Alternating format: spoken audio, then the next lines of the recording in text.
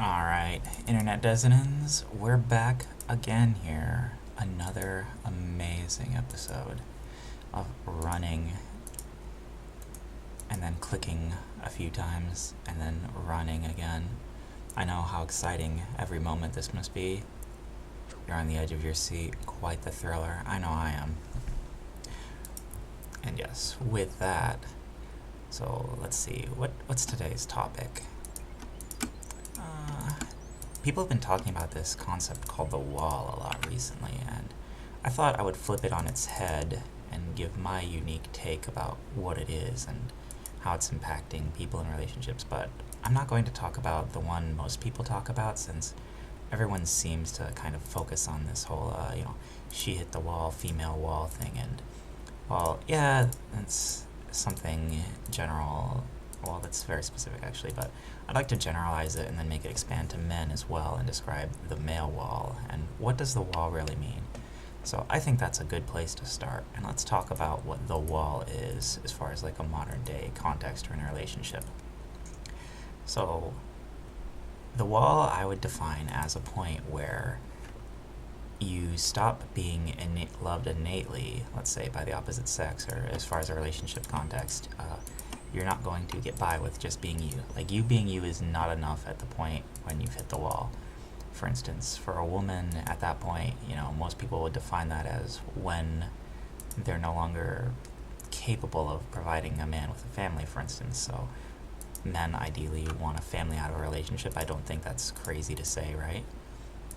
And so the wall, at least in this context, is going to be when women can no longer provide a man with that. That's when their value has decreased to a point where they're just not innately loved for being them, right? So that's what I would call the wall. And so, for instance, every single child has innate value, right? That just goes along with the picture. When a baby cries, you're going to take care of it. It's going to get fed and all of the other shenanigans that you would associate with that. So, they're innately loved just because it's a baby. There really doesn't need to be any more contextualization there, and it's, treated as I think someone once put it really well, as a human being instead of a human doing. So the wall for men is the point at which you cross over from being a human being to a human doing, where you need to provide something for the relationship for someone to actually, take you seriously. And I'd say realistically the male wall actually starts at like 25. And I would argue that if you're not in a serious committed relationship / married by the age of 25 as a man, you've probably hit the wall, and there's probably no recovery at that point either. Like, I know a lot of people will be like, doomer speaking, it's ogre, but for the vast majority of the population, at that point, you've been deemed unworthy, and, unless you have status or money or something else that isn't true love. I guess a better way of phrasing the wall is it's at the point where you're not going to be able to experience the idealistic form of true love anymore, right? Where, for a man, the idealistic form of true love is, high school sweethearts getting married and then spending the rest of their lives together, right? That was the person you were meant to be with. And the same sort of goes for women as well. It's just when they hit the wall, they can stop getting that sort of free attention. But for a man, it's a little bit different. And in that sense, basically, by hitting the wall so early in life, it's also kind of a blessing, since men don't really have to care about those sort of things. Like, men are much better alone, for instance, than women. It's just objectively true. Like, a guy hits the wall, that's the vast majority of men probably these days hit it. And maybe I'll make an episode soon on coping with loneliness or all sorts of factors, but at the point when a man hits the wall, he has a few choices in life. So he can either try and accrue fame or status or money to attract a mate, right? And most guys go for the money route. Some guys still try and build their body up, but at that point, carnal pleasure is not exactly like a realistic relationship. It's not, children and all of that. Sure, you could accidentally knock up someone with lower sexual marketplace value, but is that person really going to love you?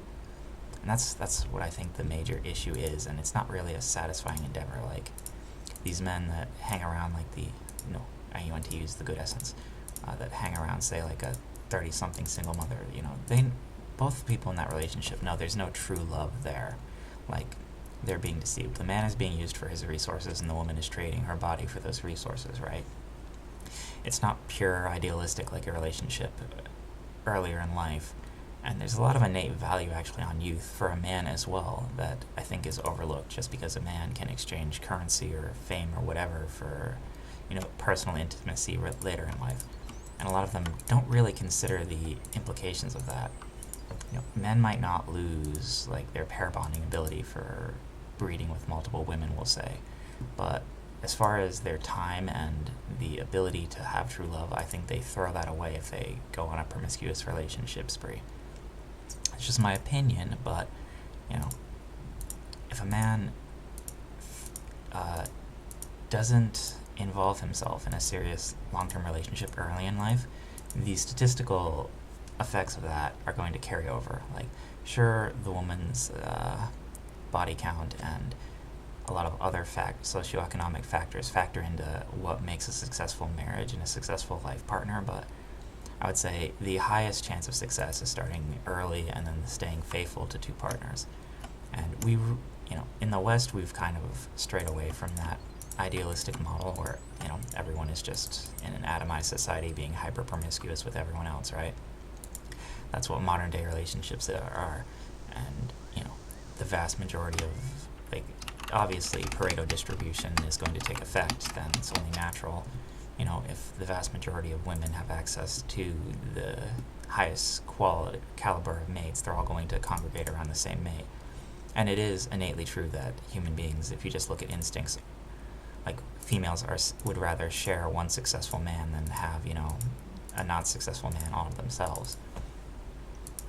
And so if you want to build a society in which you have successful pair bonding and successful relationships, monogamous relationships, you need to bring the age of marriage back down lower, and you have to hurry up and before men and women hit the wall.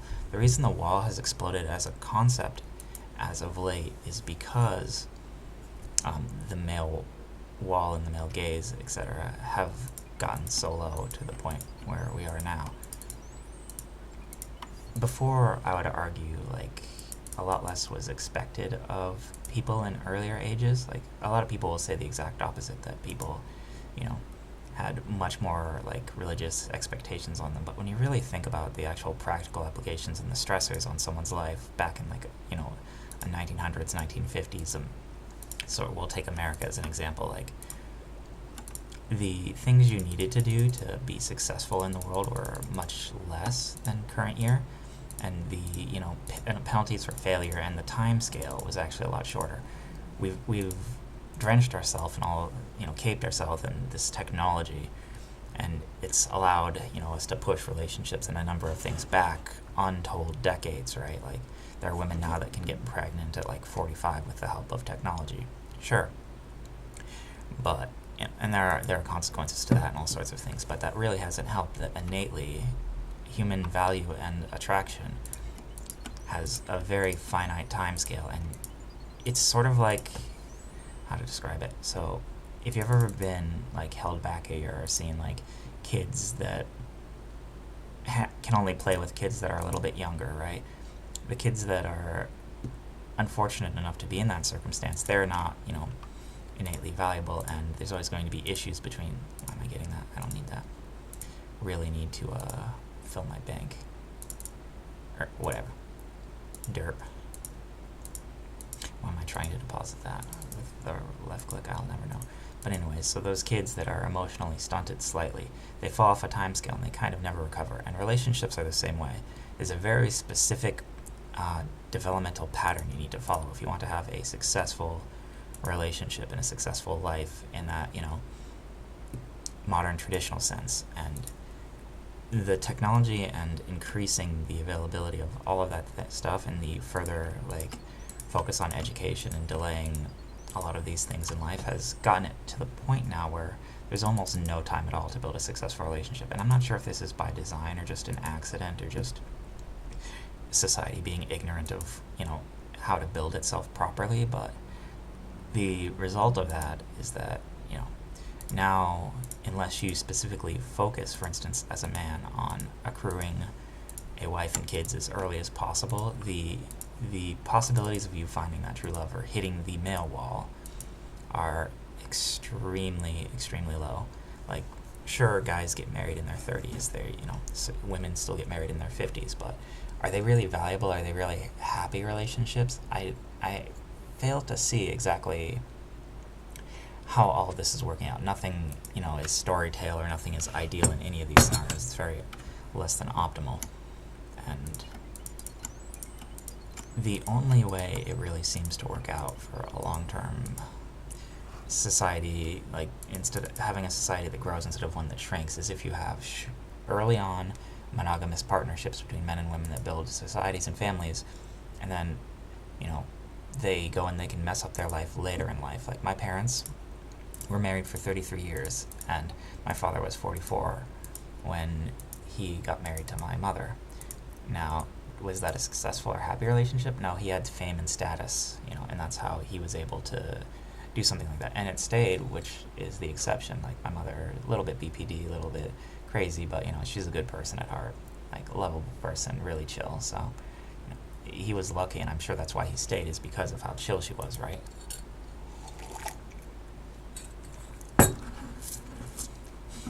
But the relationships my father formed earlier in life, and he told me this when he was nearing the end of his life, like, for instance, that, he still regrets leaving his first wife, who he married early on, and, it would be like a soulmate type scenario with her, right? And so he had always regretted that, even though, he loved me and my sister. He was very pleased with us as children, and that's why he stuck around in America, at least until his passing. So, but yeah.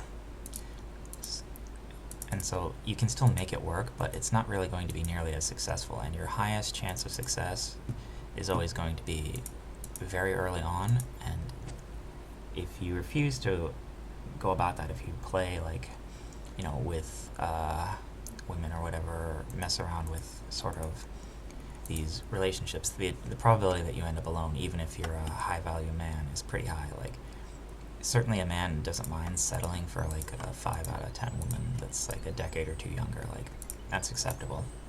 In fact, par for the course. But, is that really true love? At the end of the day, you're still holding and using something above the woman to be able to attract her to it. And then the love becomes conditional. So unconditional love, I think, is obviously the most superior type of love, and I'm not sure it exists even in the modern world anymore.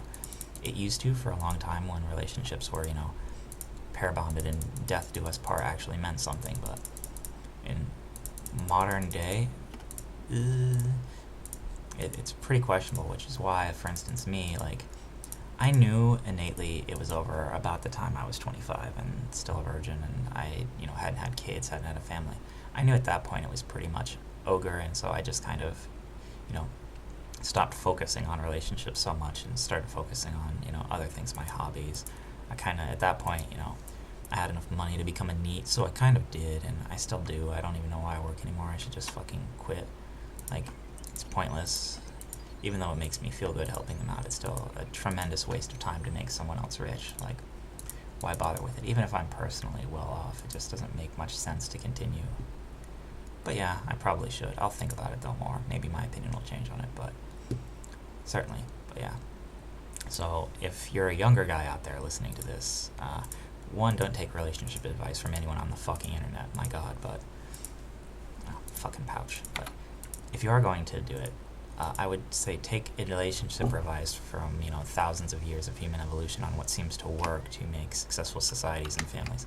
And that seems to be getting married as a teenager, and having children as early as humanly possible. And then if that doesn't happen, I would also say that, don't try and force anything just because you're lonely, period. You're never going to end up very well. And for me personally, I'm already pretty much committed to the fact that I'm spending the rest of my days alone. And maybe I'll release a coping video on, maximum copium, how to deal with loneliness and a lot of other things. But that's like a huge topic, and I can give my personal coping advice. But, you also, as a man, I think, have to be realistic and accept when it's over. And not a lot of guys do that for some reason. I don't understand why in particular, but, it's pretty easy to analyze when things are over in your life, when you're allowed to be a full-on doomer, I think. And it, it's pretty drastic how many men are going to fall into this category. Like, relationships beyond a certain point probably are not going to work out well for you. This is just a factual matter of how it is. Like, in modern society, there's tremendous penalties for if you fail at building a successful relationship. So much so, I would argue that if it's not this true love, archetypical, like, perfective relationship where you've found some sort of soulmate, then it's probably best you don't engage in it at all, because at the end of the day, you're looking at someone financially incentivized to, ruin your life in essence. And so most people are going to take the money, especially as things like the 7-year itch come around. And like getting married in like one of these southeastern countries, Southeast Asia, I'm not sure. It's going to depend on your age, right? I'm not sure how effective that is for the longevity of it, right? Relationships are supposed to last the rest of your life, and if this sort of toxic relationship culture hits wherever you're going, let's say you're trying to like go to the Philippines or whatever to get, a submissive Asian bride, not a bad idea, depending on your age though. If you're still in your like 30s right now, you're looking at 40 to 50 years of evolution at some point before you're, being assaulted and poor and destitute then in the middle of Malaysia or wherever you've gone, right? So at that point, things become a lot more difficult for you. And, will they take on the same divorce structure as here? Probably. It's going to eventually hit the entire world, so I don't know if going somewhere else is the solution either. The proper solution, at least I find, is going to be AI, and I'll talk more in depth about that, but it's more about coping till we get to the point where the technology is good enough to where you can exist with just an AI companion and be fine, which maybe is 5-10 years off, probably in the time it's going to take most people to like build a successful relationship or partner up with someone in the third world or whatever. Like, so at least as far as I'm concerned, it's pretty much pointless to do a lot of maxing or geomaxing, I think they call it, or going around and doing all of that stuff. But yeah, so men hit the wall at around 25, I would argue. That's the point where you innately are no longer valuable as a person, and the only thing you really have any value for is your fame, your status, your money. And for women, they hit it around 30-ish, 35-ish, and that's when your youth and fertility has declined to where men are going to need something more, at least if they have any value, to be associated with you, to pick you over someone who's 10 years younger, right? And women can still have a lot of value or build value, and can still, like, maybe in the future there's this, like, sort of women as the breadwinners type society that develops, and we've never really seen anything like that before. And so you really have to wonder then what women are going to want to select in their partners if they suddenly have all the power in relationships, right? Like, what, besides just, raw, like, muscles and the, height as far as genetic multipliers go. Like, I realized it was pretty early on in my life. I still tried because you have to try, but, I'm short and I'm skinny and I'm cringe, so it just can't be helped. So for me, it was over a long time ago, and I accepted that and just kind of dealt with it. Still do, but, there's so many decent dopamine copes and ways to function in the world, especially in modern day. Like, you'll be fine if you just figure things out. And as you get older, I can tell you that, like, a lot of those drives for longing and companionship slowly die. Like, my last relationship ended when I was 18, and I'm 35 right now, just to put things into perspective. I've been alone for a long time, and there's no way that's changing anytime soon, probably, right? And yeah, that sucks, depending on your viewpoint, but, it works for me, and it's fine. I can cope, which is about the best you can do, and it will always be a cope. But sometimes coping with a bad situation is the best thing you can do, and I would definitely say that modern day relationships are a big cope, And I guess we can talk about innate sexual nature, or the innate sexual nature of human beings. For instance, like, women's innate sexual nature is trending towards hypergamy and, harem building. So they congregate around one, the best specimen they can find in their local area, and then they share said specimen with all of the other in all the other potential breeding partners in his harem, and his one seed is spread across many people, right? So that's the one pack leader and his harem. That's the standard operating procedure for at least humans on a biological level. And men counter that and exist and spread their lineage through forcing it. Obviously, I'm not going to describe exactly what it is, but those of you that understand metaphor probably have figured out what I'm describing, and it's as natural as breathing, and it's accumulated through all species. Oh, and I can tie this into that video about same-sex relationships too. For instance, grapes are a natural function of human sexuality, right? It's a deterministic process for you to spread your DNA, even if you're the worst potential candidate in a given area, right? I guarantee every single person that's ever walked the planet in the last at least couple 100,000 years has at least some sort of forced in breeding in their relationship pool, and they're a product of it. It's unavoidable and a part of human sexuality, but we've repressed that for the sake of society, just like how hopefully in a more bright future a lot of these deviant desires are suppressed. Deviant desires like that are suppressed as well going forward, because there's literally nothing more natural than grapes. And I'll leave it at that, but you can draw your own conclusions from that and how we should continue to operate. But the physical solution to the whole hypergamy problem is obviously atrocious and not something we should procure in society, just like same-sex couples. I'm not doing my herb run. I want to do rune crafting. I'm lazy. I don't want to swap my spellbook, but it can wait until I feel like doing it. But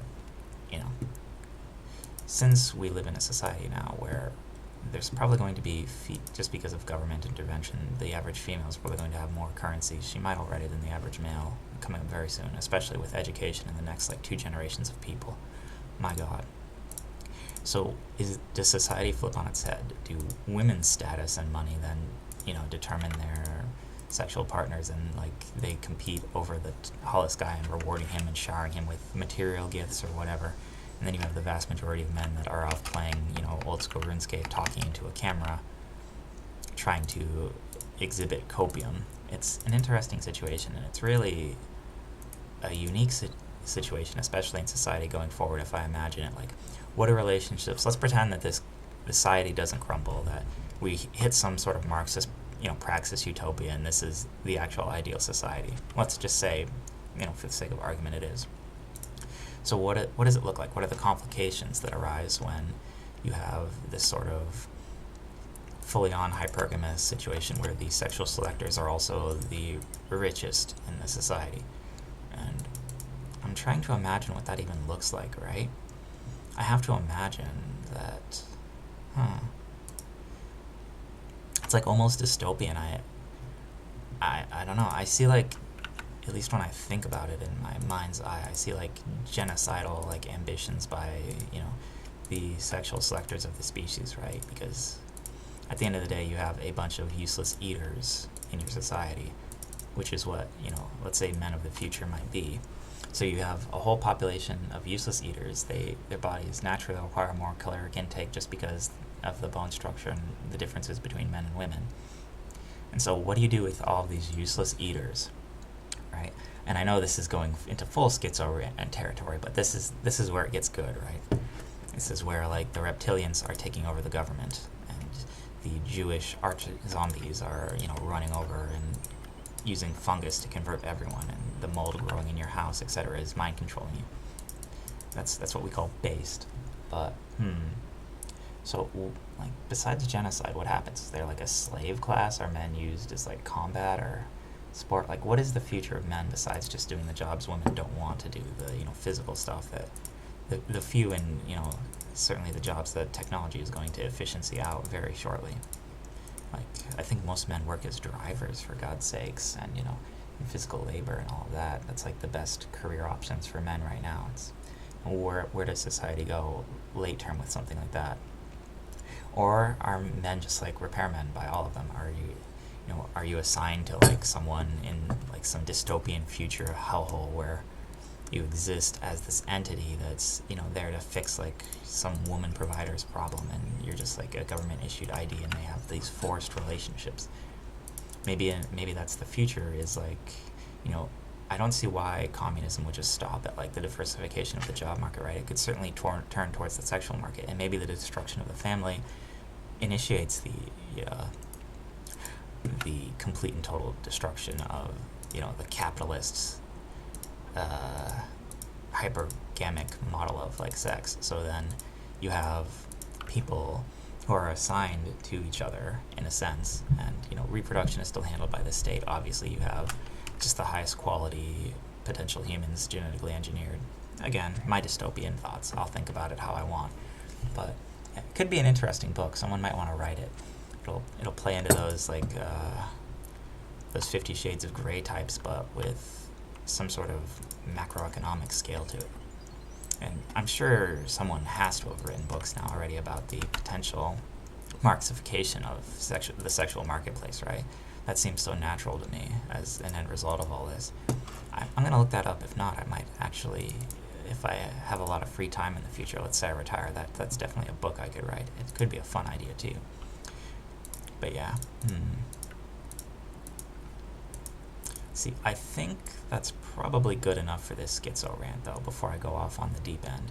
We'll leave it there with the crazed shenanigans. Hope you enjoyed.